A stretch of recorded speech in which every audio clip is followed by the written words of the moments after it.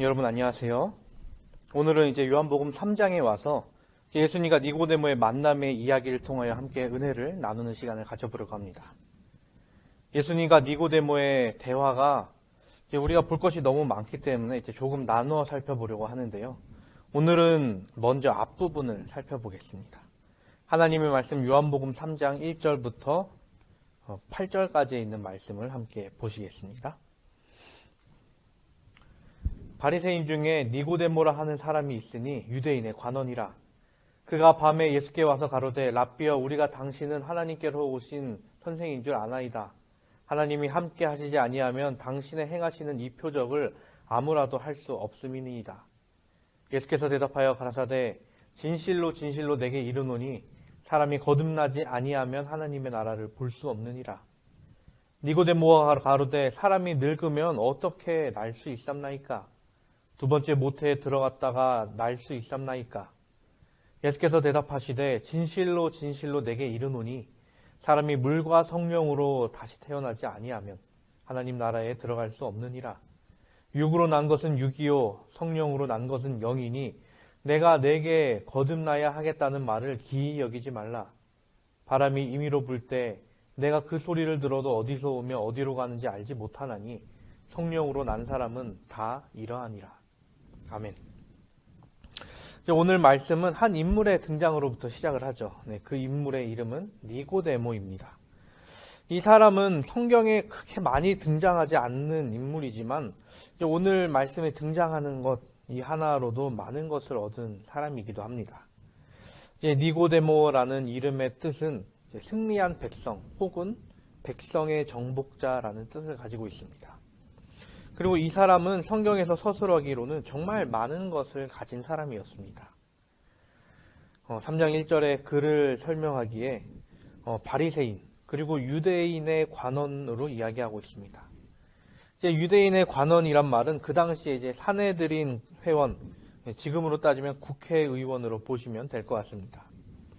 이제 가끔 성경에 공회라는 표현이 나오긴 하는데요. 이것이 이제 산헤드린 그 회원들을 의미하는 것이죠. 즉 니고데모는 이제 이스라엘 백성들 사이에서 그 이스라엘 사회에 있어서 엘리트 중에 엘리트였습니다. 이제 산헤드린 공회원은 대제사장을 의장으로 포함하여 약 71명의 공회원을 두고 있는데 이곳에 들어가야만 어떻게 보면 최고로 인정받는 유대인이다라고 볼 수 있는 것이죠. 이제 사도행전을 넘어가서 나중에 살펴보게 되면 이제 바울로 활동하기 전 이제 사울이라는 이름으로 본인이 있을 시절에는 그가 이제 스데반을 죽였던 공로를 인정받아서 공회원으로 선출되었다라는 말이 이제 엘렌 지 화이트 선지자의 말을 통해 드러나기도 합니다. 명예욕이 아주 많았던 사울이 그 젊은 나이에 공회원이 된 것은 아마 자신에게 있어서 아마 큰 자랑거리가 되지 않았나 싶습니다. 오늘의 니고데모 역시 공회원이 되기 위해 쉽지 않은 길을 걸었을 것입니다. 하지만 지금은 그 니고데모가 예수님을 만나기 위해 밤중에 찾아온 모습을 우리는 볼 수 있죠. 그토록 많은 것을 배웠고 많은 것을 가진 그가 도대체 무엇이 부족하여 예수님을 찾아왔을까요? 오늘 이 시간 말씀을 살펴보면서 우리가 배워야 할 것과 알아야 할 것을 함께 나누는 시간을 가져보려고 합니다. 첫 번째로 우리가 배워야 할 것, 우리가 가져야 할 것은 바로 이 니고데모의 마음일 것입니다. 솔직히 우리가 니고데모가 정확히 어떤 사람인지는 정확히 알지는 못합니다. 그는 성경상에 딱 3번이 등장하는데 그 첫 번째가 오늘 보는 요한복음 3장 그리고 두 번째에 나타나는 것은 요한복음 7장 50절에 나타납니다. 그리고 마지막은 예수님께서 십자가에 달려 돌아가신 직후 장례를 위해 모략과 침향 섞은 것을 100근쯤 가지고 온 것을 이야기하는 부분에 나타나곤 합니다. 그 외에는 다른 이제 마태, 마가, 누가, 요한, 누가복음, 공관복음이라고 하죠. 그 책에는 전혀 나오지 않고 나중에 예수님께서 승천하신 이후 사도시대가 온 사도행전에 와서도 그의 이름은 전혀 나오지 않습니다. 한참 뒤 AD 70년 예루살렘 성전이 완전히 파멸되던 당시 나키드몬이라고 하는 부유하고 관대한 사람이 있었다고 하는데요. 그가 혹시 40년 전 예수님을 찾아온 니고데모일지도 모른다는 추측이 오가곤 했지만 확실한 증거는 없었습니다.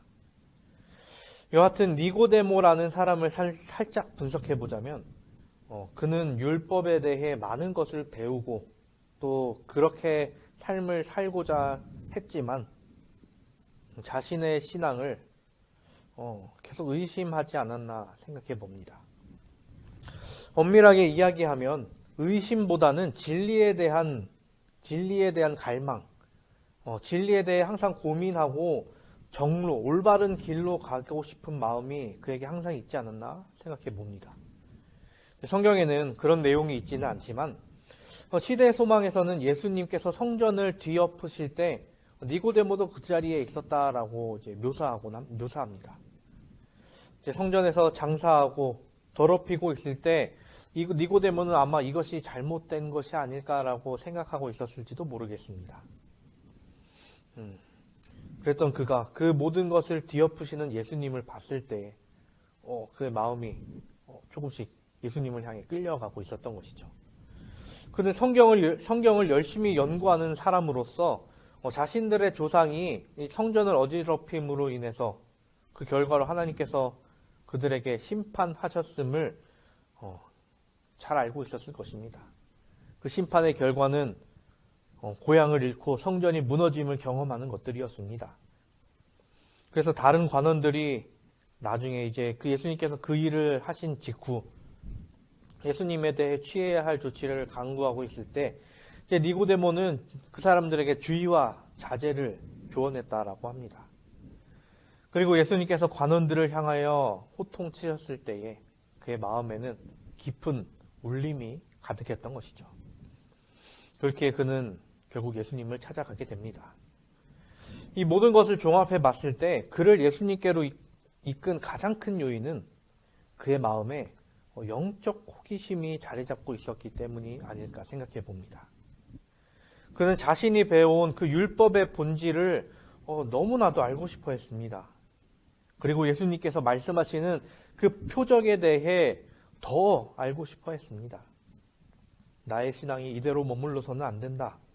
그렇게 생각했고 그에게 그의 마음에 울림을 주시는 그 예수님을 찾아가 가르침을 받고 싶어 했습니다.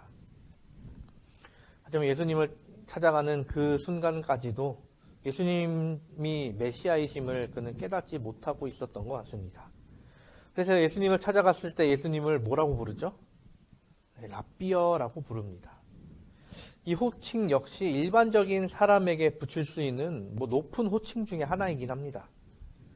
이 랍비라는 호칭을 들으려면 굉장히 여러 교육과정을 거쳐야 되고 그 교육과정을 거치고 사람들에게 인정을 받은 사람이어야 이제 랍비라는 이름을 칭호를 받게 되는데 빨라야 한 40은 돼야 이러한 칭호를 받았다고 합니다.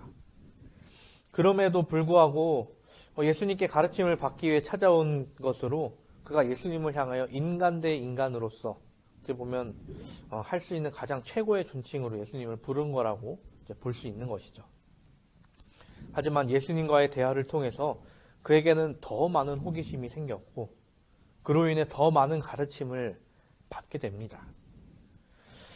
그가 가졌던 영적 호기심, 그것을 통하여 그는 참된 길, 진리로 인도될 수 있었던 것입니다.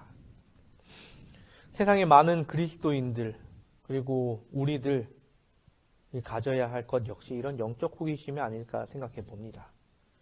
항상 자신의 신앙생활을 점검하고 올바른 방향을 찾아 나서는 그런 영적 호기심 말입니다. 그런데 많은 사람들은 그저 지식이란 것에 목매어 살아가죠.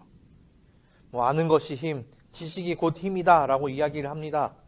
그런데 지식만으로는 바른 길로 가지 못한다는 것이죠. 깨달음의 경험이 없고 예수님께서 말씀하시는 그 거듭남의 체험이 없기 때문입니다.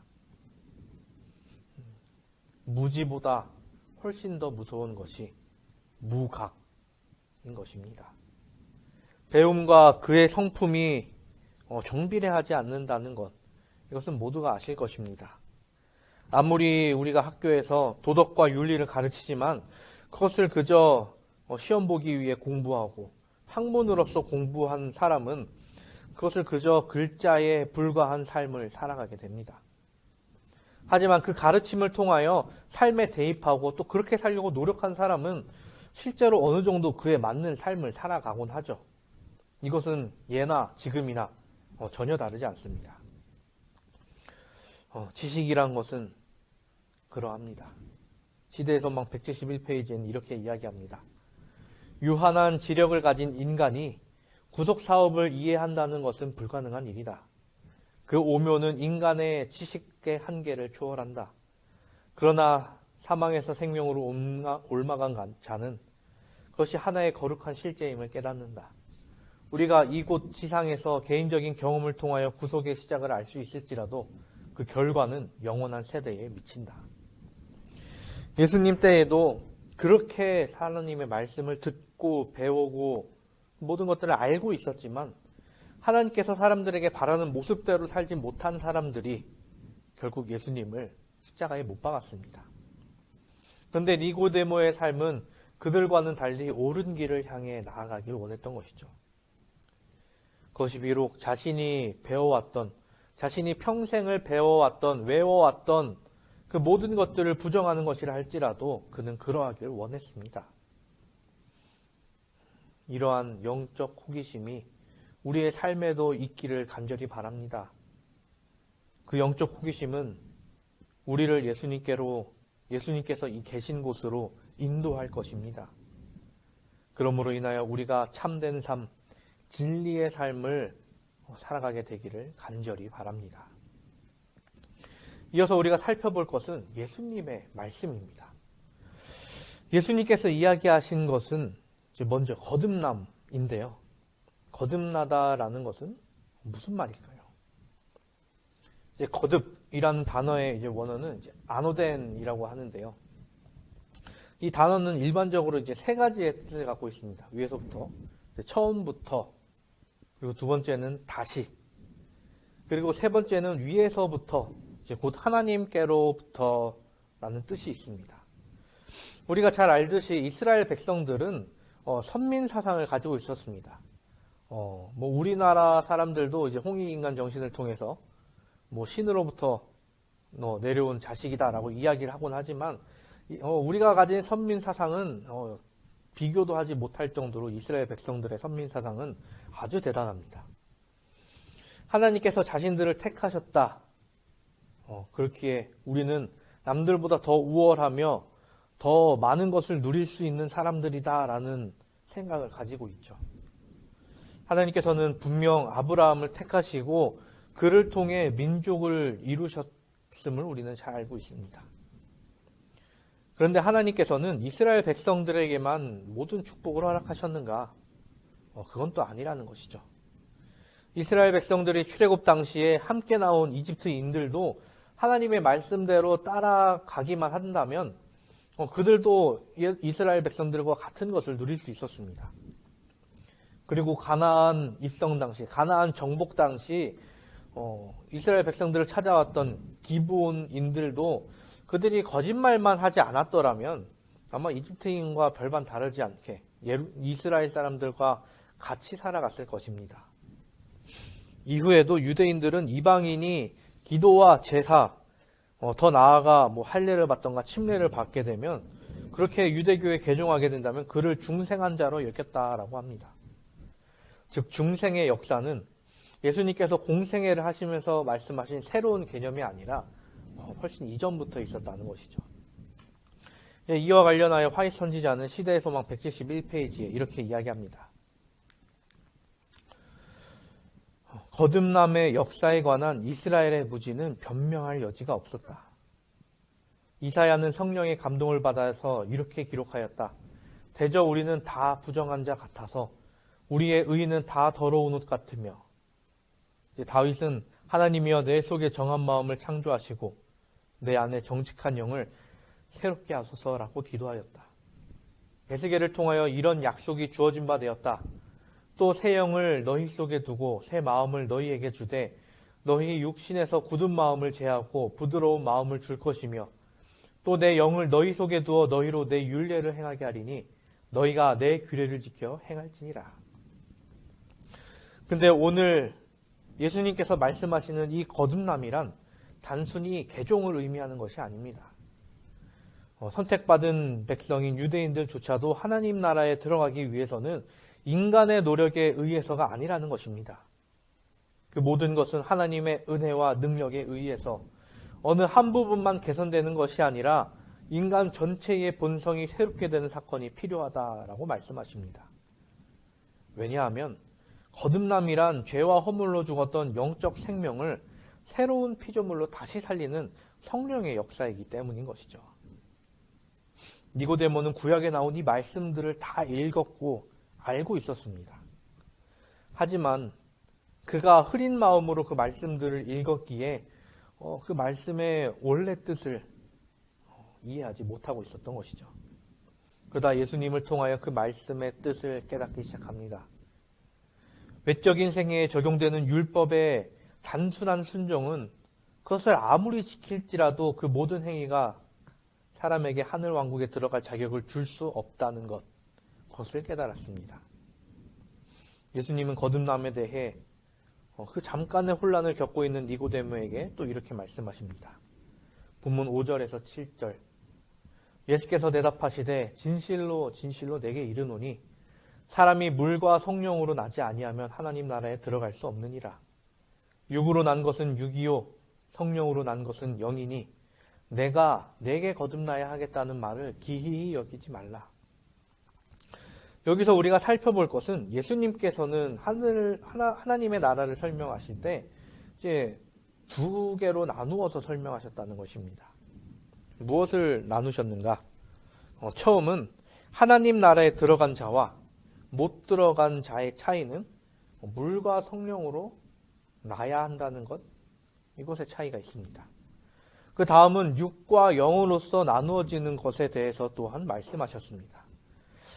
이것과 관련해서는 제가 연초에 이제 요한복음에 관해 이제 처음 설명하면서 말씀드렸던 것이 있습니다.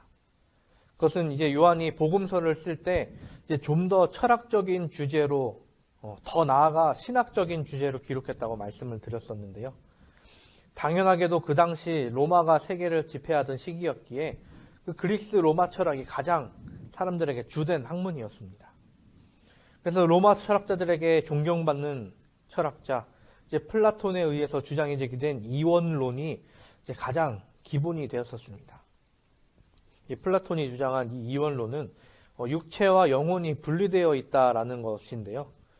그가 주장했던 것을 더 살펴보면 그 핵심은 영원한 형상, 즉 영혼이라는 것이 있는데 그것이 불완전한 모상인 육체에 갇혀 있다라고 이야기하는 것이었습니다. 그리고 그의 제자였던 아리스토텔레스 역시 물질들과 그 본질에 관해 이야기하며 그 영혼의 이성적인 부분을 강조하기도 했었습니다. 그 당시 철학자들이 스승으로 삼고 있던 플라톤과 아리스토텔레스의 이야기가 그들에게는 아주 중요한 부분이었겠죠. 그와 관련해서 예수님께서 이원론적 사고를 인용해서 말씀하고 계신 것이 아닌가 생각해 봅니다. 우리가 짚고 넘어가야 할 부분은 예수님께서 영과 육이 분리되어 있다라고 말씀하시려고 하는 것이 아닙니다. 하나님의 나라를 말씀하고 계심을 분명하게 우리는 이해하고 있어야 되는 것이죠. 하나님의 나라는 이 세상과 다른 존재임을, 다른 곳임을 이야기하고 계신 것이죠.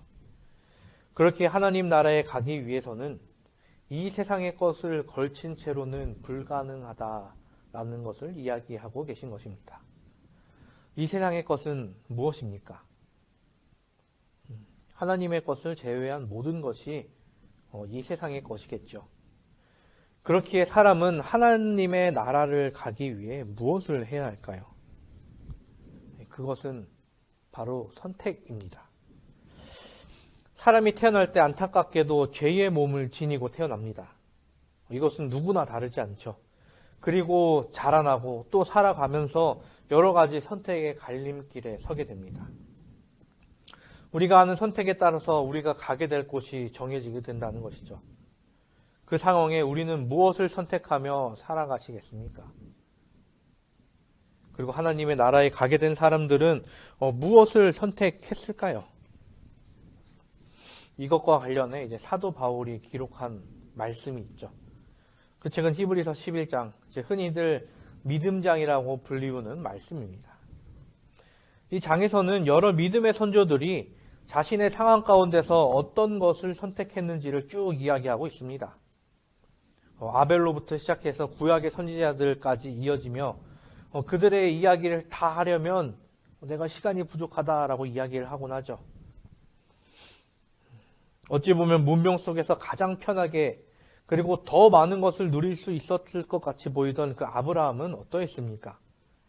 하나님의 그 말씀을 선택함으로 또한 순종함으로 어떻게 보면 세상에서 보기엔 불편한 삶을 살았을지 모르겠으나 그는 세상이 절대 주지 못하는 약속을 받고 또한 행복을 누리게 됩니다.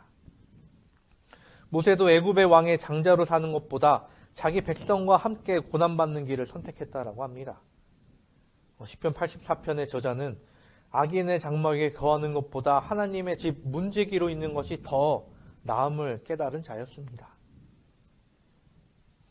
사도 바울은 지식이 많았음에도 불구하고 예수님이 참 구주이심을 몰랐으나 다메섹 도상에서 깨달은 후에는 새 사람이 되어 참 그리스도인이 되었음을 선포했습니다. 바울, 그는 어떻게 보면 세상적으로 자랑할 것이 참 많은 자였죠.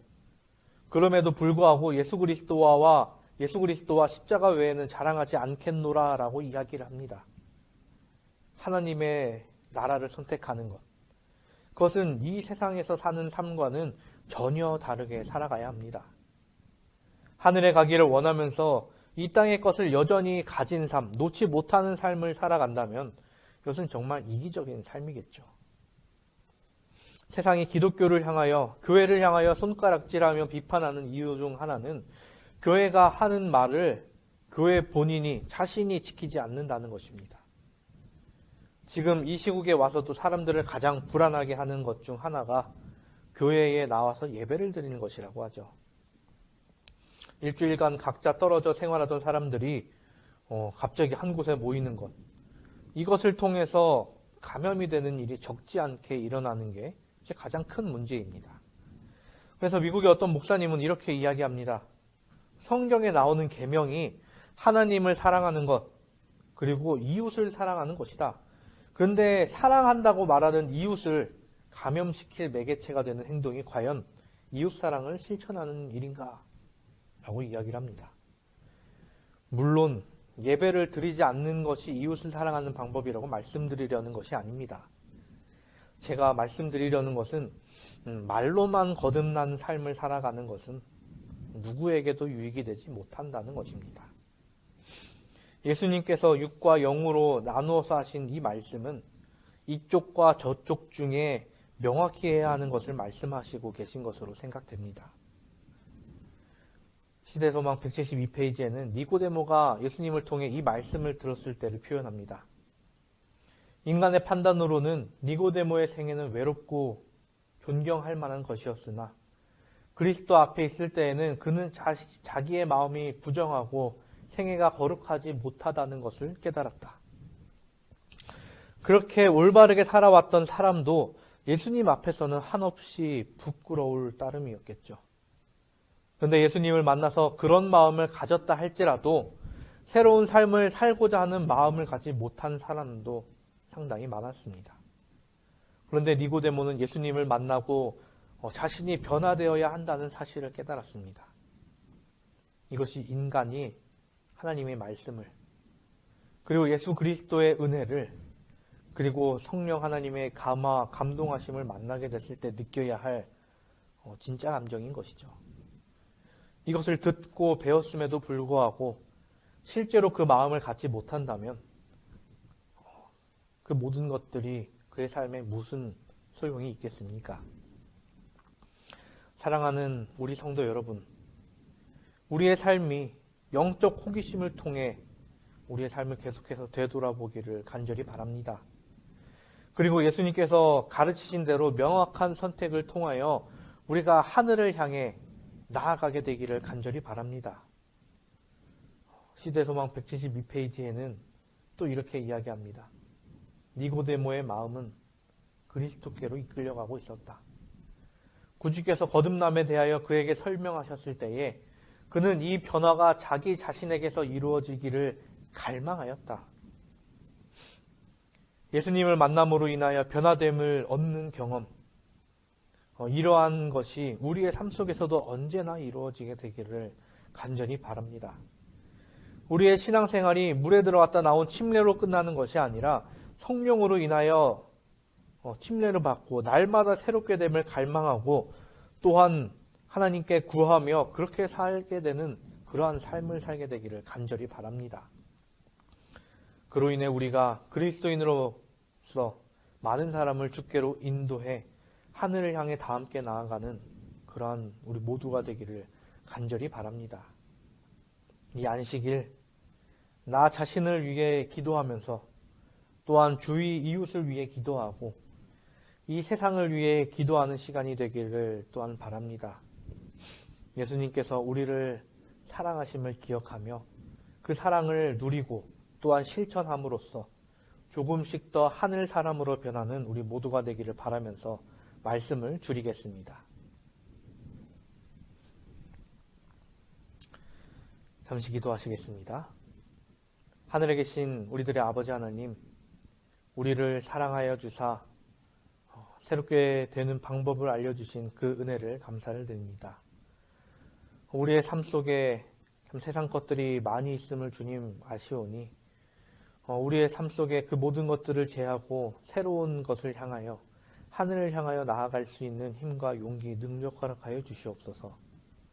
우리 마음속에 참 죄된 것들이 많으나 주 예수 그리스도를 받아들임으로 또한 우리가 성령으로 거듭남으로 인하여 그 모든 것들을 제하여 버리길 원하오니 우리가 항상 주 앞에 무릎 꿇게 하시고 주의 사랑을 실천하는 우리가 될 수 있도록 인도하여 주시옵소서.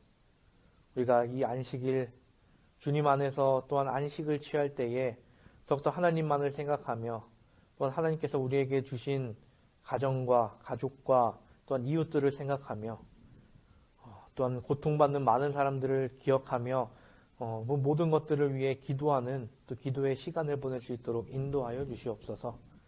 주님께서 우리와 항상 함께하여 주심을 믿고 감사드리오며 사랑하신 예수 그리스도의 이름으로 기도드립니다.